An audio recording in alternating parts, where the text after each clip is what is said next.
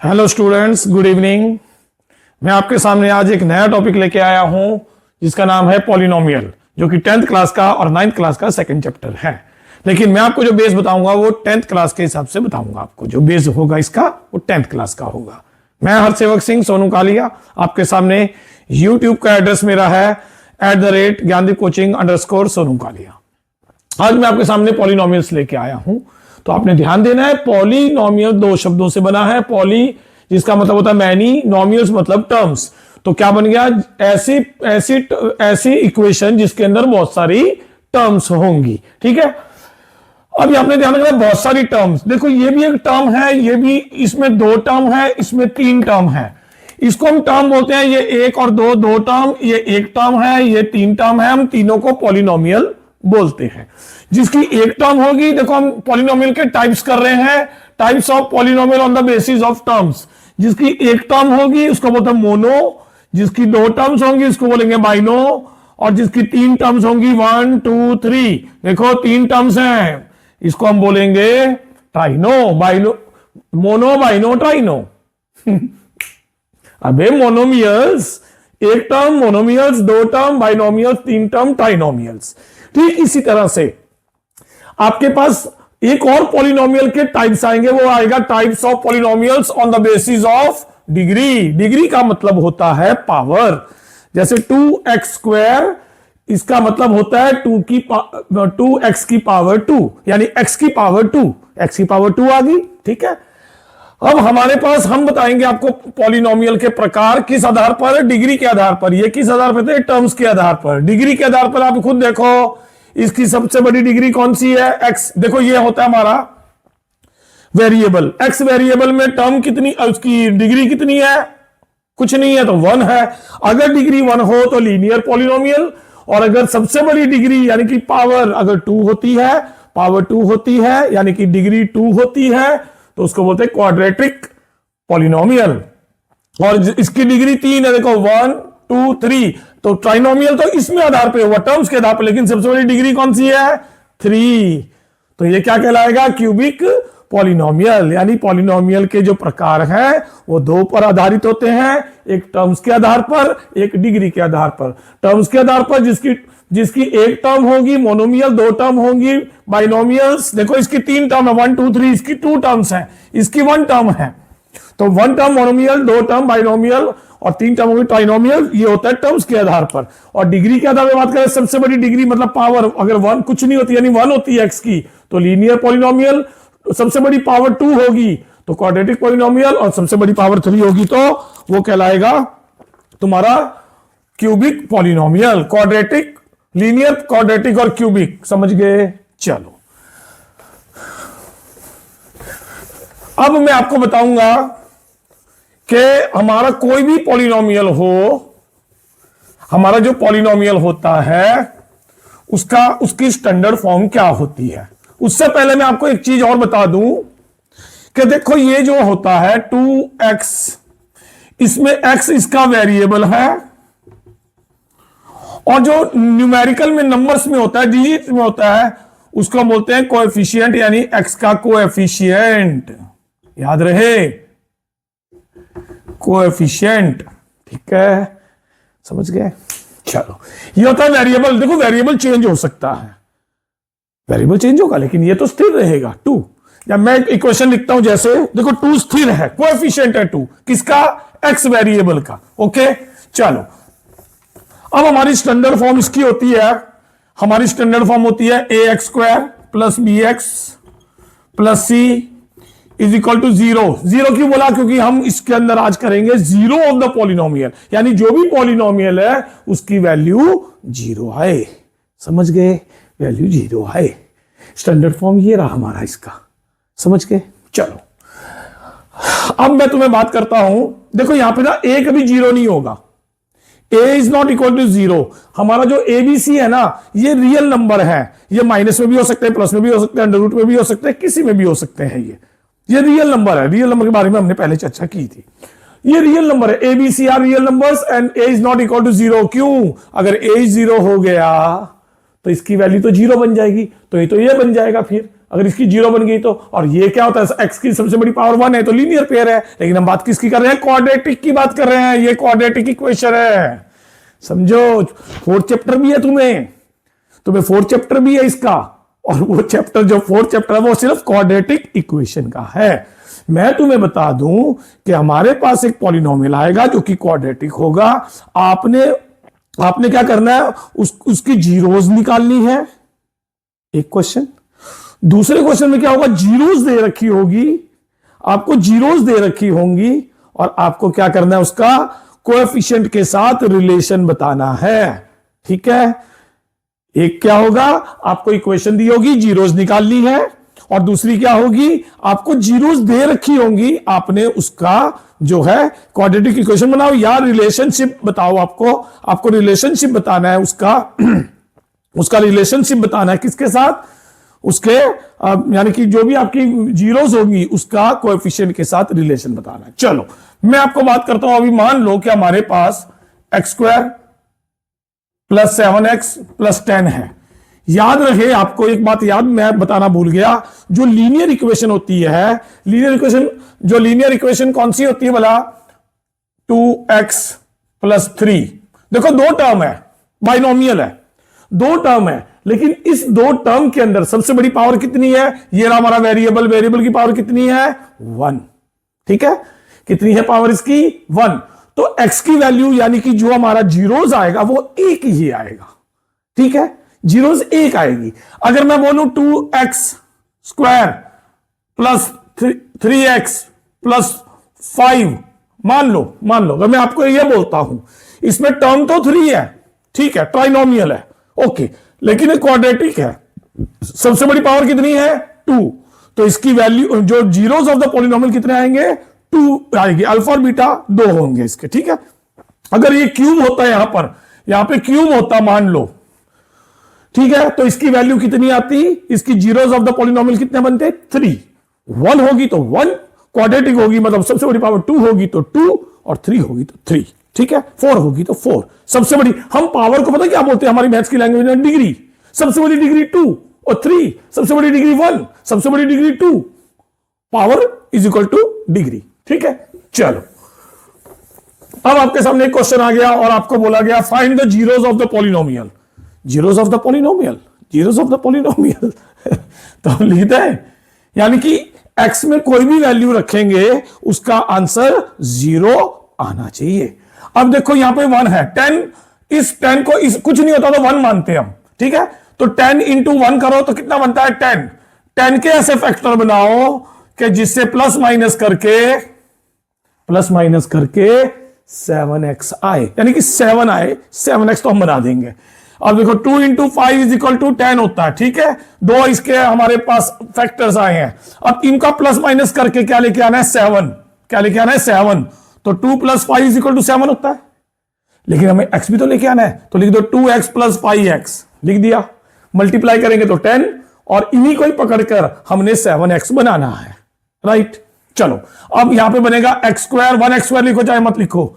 अब 7x के बदले हमने ये लिखना है पूरा, क्या लिखेंगे, 2x + 5x + 10 = 0। ठीक है, अब इन दोनों की बात करें तो x कॉमन निकल गया, तो क्या बच गया, 2x थे, 1x बाहर, 1 बचा, प्लस ये x तो बाहर चला गया, कॉमन निकाल लिया तो 2 बचा, 2 लिख दिया, प्लस इन दोनों में क्या है, 5 × 2 इसके अंदर है, तो इसमें भी 5 है, इसमें भी 5 है, तो +5 कॉमन निकाल दिया, तो बचा क्या, ये 5 तो बाहर, इन दोनों में अब 5 तो बाहर चला गया, x बचा, x प्लस इधर क्या है, ये 5 तो बाहर चला गया, क्या बचा, 2, तो 2 = 0। कॉमन क्या निकला इनमें, x + 2, इस डब्बे में से कॉमन x + 2, इसमें से भी x + 2 बाहर निकल गया, इसमें क्या बचा, अब सिर्फ x बचा +5 = 0। अब ध्यान देना, मैं इस अगर x + 5 को 0 के नीचे ले आता हूं, मल्टीप्लाई में है ना, तो नीचे आएगा, तो नीचे ले आऊंगा अगर, तो क्या बचेगा यहां पे क्या बचेगा, x + 2 = 0। इसका 0 के नीचे कुछ भी आता है, डिनोमिनेटर 0 होता है। और अगर मैं 2 को नीचे ले आऊंगा तो क्या बचेगा, x + 5 = 0। तो क्या निकलेगा, x = -2 और x ये इधर आएगा = के, तो निशान चेंज होके -5, ये 2 इधर आ जाएगा तो -2। राइट, हमारे पास ये दो जीरोज निकली। अब फोर्थ चैप्टर में हम इसी का नाम क्या दे देंगे, रूट। इसको बोल देंगे रूट, निकालना तो ऐसे ही है, बोलना रूट है फोर्थ चैप्टर में क्वाड्रेटिक इक्वेशन में, क्योंकि ये भी तो क्वाड्रेटिक इक्वेशन ही है। समझ के बात को, हम इसका रूट बोल देंगे फोर्थ चैप्टर में, लेकिन हम यहां पे क्या बोलेंगे कि x is equal to x की वैल्यू -2, एक्स की वैल्यू -5, यानी कि यहां पे अगर -2 रखेंगे तो 0 आएगा, और -5 रखेंगे तो भी 0 ही आएगा। समझ गए? x के बदले ये रखो, चाहे x के बदले ये रखो, दोनों x में चाहे ये रखो चाहे ये रखो, जीरोस आएगा। समझ गए? चलो, अब आपने ध्यान देना है, अब थोड़ा बहुत ही ज्यादा गौर करना है, आपने बहुत ही ज्यादा गौर करना है। देखो मैं इसी को लेके चलता हूं, हमारे एक जीरोस आ गई दो, हम एक जीरोस को मान लेंगे अल्फा, दूसरे को मान लेंगे बीटा। ठीक है, ठीक है। चलो अब हम करेंगे ध्यान से सुनना, अब हम करेंगे sum of zeros. Sum of zeros, देखो सम ऑफ जीरोस, अब हमारे पास दो जीरोस आई है। ठीक है, सम ऑफ जीरोस किसके इक्वल होता है, सम ऑफ जीरोस किसके इक्वल होता है। मैं थोड़ा सा इसको मिटा देता हूं, हमारी जगह की प्रॉब्लम है, कैमरे में भी आना चाहिए तुम लोग को सब कुछ।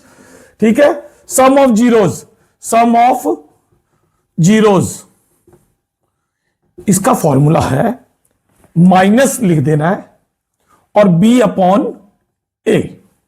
ठीक, देखो हमारे पास ये है, देखो ये ax², तो a की वैल्यू क्या है यहां पर 1, bx, x की वैल्यू क्या है यहां पर, इधर की बात करें तो b, इधर की बात करें तो 7, c क्या है 10, इधर की बात करें तो c, इधर की बात करें तो 10। ठीक है, देखो दोनों सेम नहीं है ना, समझ गए, समझ गए। चलो, यानी कि हमारा क्या निकलेगा, एक माइनस करके coefficient of x upon coefficient of x², ये निकलेगा हमारा। ठीक है, समझ गए? माइनस लिखना जरूर, यहां पे माइनस जरूर लिखना है, यहां पर ये माइनस जरूर आएगा। और product of zeros, product of zeros, product of zeros क्या होता है, c अपॉन ए, c अपॉन ए, तो यानी कि कांस्टेंट टर्म, इसमें ये कांस्टेंट होती है, कांस्टेंट टर्म ये नहीं चेंज होती, 7 भी देखो, ये 10, 1 भी देखो, ये हमारी 10 जो है वो कांस्टेंट टर्म है, तो constant term upon coefficient of x², coefficient of x²। ठीक है, अब देखो ये तुम ध्यान से देखना जरा इसको, ये फॉर्मूले को जरा अच्छी तरह कर लेना, बड़े ध्यान से देखना है। सम ऑफ जीरोस ये आएगा और product of zeros c upon A, यानी कि constant term upon coefficient of x²। दोनों के देखो नीचे कोएफिशिएंट ऑफ x² ही है, ऊपर कोएफिशिएंट ऑफ x है, यहां पे कांस्टेंट टर्म है। राइट, चलो अब मैं तुम्हें बताता हूं एग्जाम में क्वेश्चन में क्या आता है। क्वेश्चन में क्या आता है, क्वेश्चन में यह आएगा दो जीरोस फाइंड करो, आपने कर दी, बात खत्म, दो जीरोस आ गई। ठीक है, x is equal to -2, x is equal to -5। अब दूसरा क्वेश्चन ये होता है, आपको जीरोस दे रखी है, आपको जीरोस बता रखी है, और आपने देखो यहां पे क्वेश्चन भी लिखा हुआ है, find the quadratic polynomial each with the given number as the sum and product of its zeros. देखो सम ऑफ जीरोस इसने दे रखा है 1/4। ठीक है, 1/4 तो दिया हुआ है, सम ऑफ जीरोस दे रखा है, और प्रोडक्ट ऑफ जीरोस भी दे रखा है -1, ये दिया हुआ है तुम्हें। मान लो एग्जाम में तुम्हें आ गया कि sum of zeros is equal to -1/4, sorry 1/4। चलो अब मैं यहां पे इसको मिटा दूं, ये याद रखना, ये माइनस लिखकर b अपॉन ए और c अपॉन ए, और इसका कोएफिशिएंट ऑफ माइनस करके coefficient of x upon coefficient of x², product of zero c upon A होता है, याद रहे, याद रहे, याद रहे, और constant term upon coefficient of x²। चलो इसको मैं मिटाने जा रहा हूं। अब तुम्हें क्या आ गया, एग्जाम में क्वेश्चन आया कि सम ऑफ जीरोस तो दे रखी 1/4, प्रोडक्ट ऑफ जीरोस दे रखी है -1। ठीक है, चलो अगर दे रखा है सम ऑफ जीरोस कितनी दे रखी है, मैंने यहां पे लिख देता हूं, सम ऑफ जीरोस।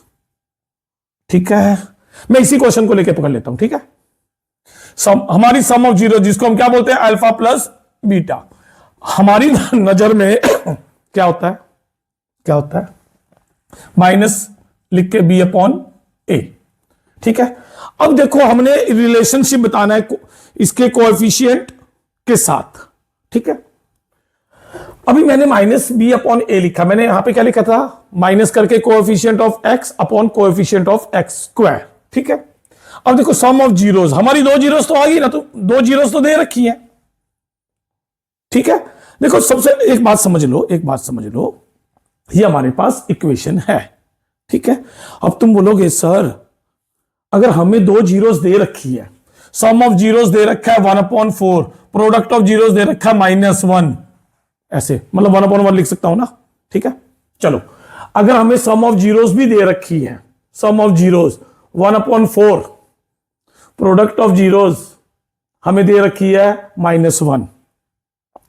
बड़े ध्यान के साथ, हमें दो जीरोस दे रखी है अगर, तो पहले तो हमें उन जीरोस से हमें क्वाड्रेटिक इक्वेशन बनानी पड़ेगी। ठीक है ना, बनानी पड़ेगी ना। तो यहां पे लिखेंगे सम ऑफ जीरोस इक्वल टू, ये माइनस बी अपॉन ए होता है। अच्छा, सम ऑफ जीरोस, अब सम ऑफ जीरोस कितना दे रखा, प्लस में है 1/4, ये सम ऑफ जीरोस है, ये प्रोडक्ट ऑफ जीरोस है। ठीक है, ये हमें दे रखी है 1/4, ये किसके इक्वल होगा, माइनस बी अपॉन ए। ठीक है, अब यहां पे ध्यान दो, b की वैल्यू कितनी आई, b की वैल्यू, माइनस बी की नहीं, b की वैल्यू, तो ये माइनस यहां चला जाएगा, तो b इज इक्वल टू क्या बन जाएगा, -1। क्या बन जाएगा, -1। a इज इक्वल टू क्या बनेगा, a इज इक्वल टू क्या बनेगा, 4। ध्यान से देखना, हमारे पास क्वाड्रेटिक इक्वेशन क्या है, ax, हमारे पास इसका स्टैंडर्ड फॉर्म कितना है, हमारे पास स्टैंडर्ड फॉर्म ये है, हमारे पास स्टैंडर्ड फॉर्म, समझ गए, स्टैंडर्ड फॉर्म हमारी ये है। तो b इज इक्वल टू क्या बनेगा, -1। देखो ये माइनस यहां चला जाएगा, तो b इज इक्वल टू क्या बनेगा, -1। a इज इक्वल टू क्या बनेगा, 4, यानी कि b इज इक्वल टू -1 और a इज इक्वल टू 4। समझ गए, ये याद रखना, ये याद रखना, b is equal to -1, a is equal to 4। चलो b इज इक्वल टू ये आ गया हमारा -1। अब प्रोडक्ट ऑफ जीरोस निकाले, प्रोडक्ट ऑफ जीरोस निकाले, प्रोडक्ट ऑफ जीरोस, ये याद रखना, बस ये याद रखना, ये वाली चीज याद रखना। तो प्रोडक्ट ऑफ जीरोस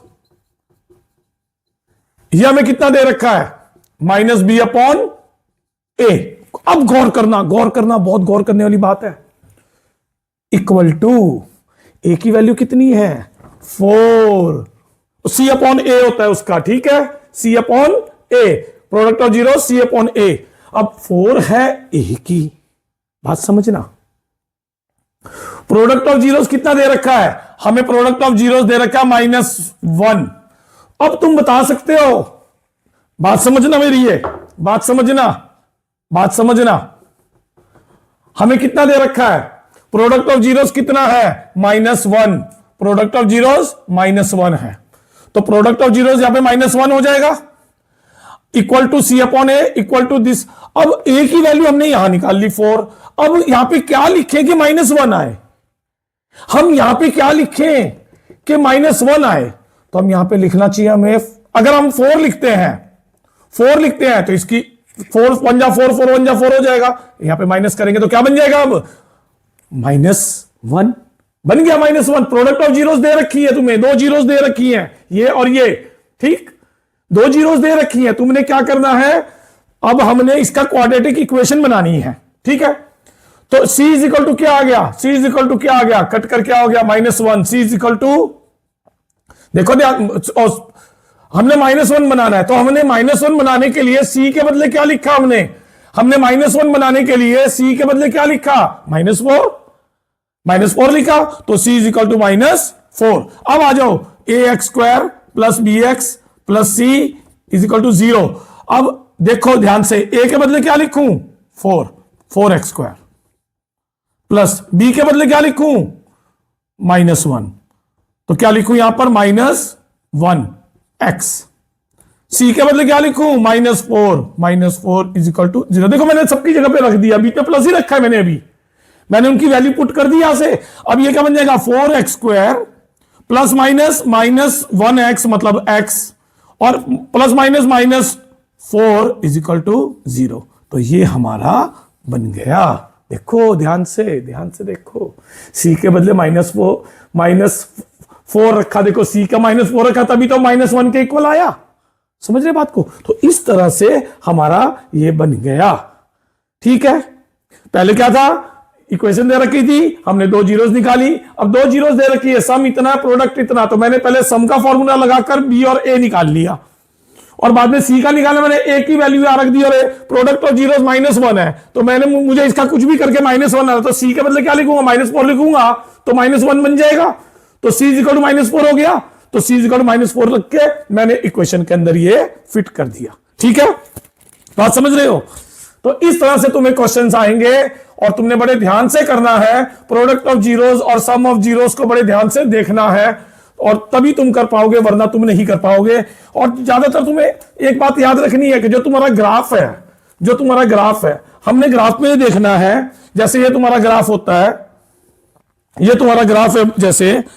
जैसे मान लो कि मैं यहां पे लिखता हूं कुछ भी, मैं इस ग्राफ में, ये मान लो ग्राफ है, मैं यहां पे लिखता हूं 1 2 3 4 5, यहां पे लिखता हूं 1 2 3 4 5। ठीक है, 1 2 3 4 5, ये माइनस में होते हैं, जानते हो सब। यहां पे लिखता हूं 1 2 3 4 5, ये प्लस में होता है, सब जानते हो। ये माइनस में होता है, 1 2 3 4 5, ये माइनस में होता है। ये एक्सिस कौन सा कहलाता है, एक्स, ये एक्सिस कहलाता है वाई। ओके, समझ गए? डबल लाइन आ रही है, समझ जाना, सिंगल लाइन ही है। चलो, अब तुम्हारा ग्राफ, मान लो अगर ये एक्स एक्सिस को टच ही नहीं कर रहा, जैसे मर्जी बना लो, एक्स को टच नहीं कर रहा, एक बार भी नहीं कर रहा, इसका मतलब होता है जीरोस कितनी आएंगी, एक भी नहीं, एक भी जीरोस नहीं आएंगी इसकी, क्योंकि एक्स एक्सिस को, एक्स को कहीं पे भी टच इंटरसेक्ट नहीं कर रहा। ठीक है, समझ गए? और मान लो कि एक्स को एक बार टच कर रहा है, मान लो एक्स को कितनी बार टच कर रहा है, एक बार। कितनी बार कर रहा है, एक बार। तो एक्स को एक बार कर रहा है ना, यानी कि लीनियर बनेगा, यानी कि कहने का मतलब है एक बार टच कर रहा है, तो इसकी वैल्यू कितनी आएगी, जीरोस कितनी आएंगी, ओनली 1 जीरोस। और अगर मान लेते हैं एक्स को 2 बार टच कर रहा है, वो एक्स को 2 बार टच कर रहा है, ओ या 3 हो गया, 1 2 3, 3 बार टच कर रहा है, तो जीरोस कितनी आएंगी, 3, चाहे माइनस में टच कर रहा हो, लेकिन 3, देखो 1 2 3। अच्छा, यह भी हो सकता है कि एक्स को एक बार टच कर रहा हो, ऐसे एक बार हल्का सा छू के ऐसे जा रहा है, तो एक ही बार टच हो रहा है, यहां पर 2 बार मत लिख देना, यहां पर एक ही बार हल्का सा छू के जा रहा हो, चाहे इंटरसेक्ट कर रहा हो, चाहे जैसे मर्जी हो, हम इसको 1 ही मानेंगे। एक पॉइंट पे छू रहा है एक्स को, तो ये भी क्या होगा, इसकी जीरोस कितनी आएंगी, ओनली 1। और अगर ये घूम, इसकी 3, अच्छा, और अगर ये ऐसे कर रहा है, मान लो एक्स को यूं कर रहा है, तो कितनी बार छू रहा है, 1 और 2, तो कितनी बार छू रहा है, तो ये क्या कहलाएगा, ये इसकी वैल्यूज कितनी आएंगी। मान लो अगर मैं इसको ऐसे ना देकर, मैं इसको ऐसे कर देता हूं, 4 और 5 है ना, मैं इसको ऐसे कर देता हूं, अब कितनी बार छू रहा है एक्स को, 1 और 2, ठीक है ना, तो इसकी कितनी वैल्यू जीरोस आएंगी, 2। एक बार छुएगा तो जीरोस 1 आएगा, 2 बार छुएगा तो 2 आएगा, 3 बार छुएगा तो जीरोस कितनी आएंगी, 3 आएंगी, 4 बार छुएगा तो 4 जीरोस आएंगी, उसकी वैल्यू 4 हो जाएगी, एक्स की पावर डिग्री 4। समझो? ठीक है, तो इस तरह से तुम्हें एक नंबर का शायद ग्राफ में से हर साल पूछते हैं, तो आपने टच देखना है कि एक्स पे कितना टच हो रहा है, ना कि वाई पे। एक्स पे देखना है आपने कितनी बार टच हो रहा है, जितनी बार टच होगा उतनी जीरोस आएंगी। तो आपका ये यहां पे चैप्टर मेरा क्लोज हो जाता है। आपने बड़े ध्यान से देखना है, बड़े गौर से देखना है। फिर आपको मिलूंगा मैं अगले कॉन्सेप्ट के साथ। आप मुझे लाइक करते हो, लाइक करो, सब्सक्राइब करो, कमेंट जरूर करो कि मैं अगला टॉपिक क्या लेके आऊं। मुझे कुछ बच्चे कह रहे थे कि अगला टॉपिक सर थोड़ा इंग्लिश भी करवा दो, ग्रामर का करवा दो, मैं ग्रामर नहीं आती। तो मैं ग्रामर अगर कुछ किसी ने करना हो मुझे कमेंट करके लिखो। मैं देख रहा हूं मेरी ये 11th वीडियो है और मुझे अब तक किसी ने कमेंट, तो बहुत सारे आए लेकिन ये कमेंट नहीं आया मुझे कि सर अगला आप टॉपिक ये करवाओ, अगला ये करवाओ। आप जो कमेंट में लिखोगे मैं वही टॉपिक कराऊंगा। फिर मिलते हैं नेक्स्ट कॉन्सेप्ट के साथ। ओके, सत श्री अकाल।